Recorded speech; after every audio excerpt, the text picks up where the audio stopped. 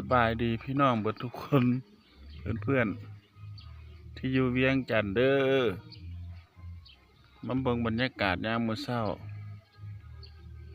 ประมาณ5 โมงกว่าเบิ่งน้ำหมอกแต่ว่ายามมื้อเช้าก็อากาศดีเลยพี่น้องมันเย็นมันหนาวดิเย็นเอาแท้มาสวยมาแห้งคัก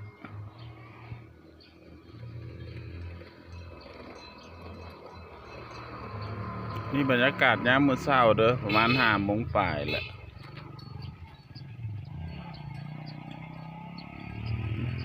พวกอันเบียดขนของไปขายในเมือง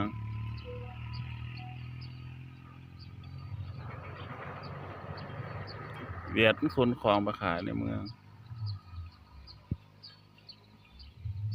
เปิดออกกว้างแท้ประตูขนาดเดี๋ยวนอกมันเข้าออกมา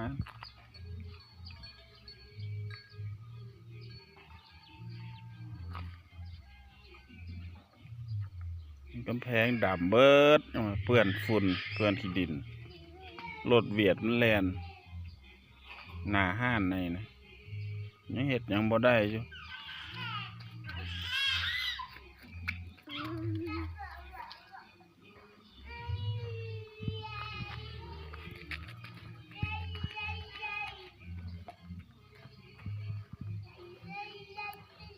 นี่ก็ทางไปเวียดนาม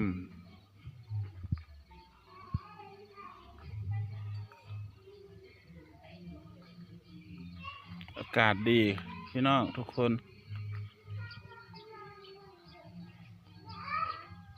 แต่ว่าหนาว ต้องใส่เสื้อกันหนาว2-3 ตัวพุ่นนะ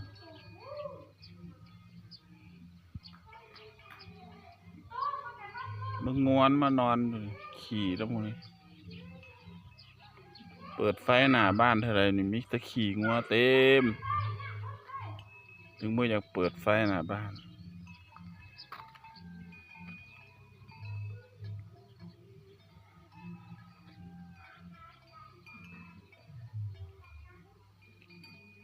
เด็กพากันนอนอยู่กลางถนนเลย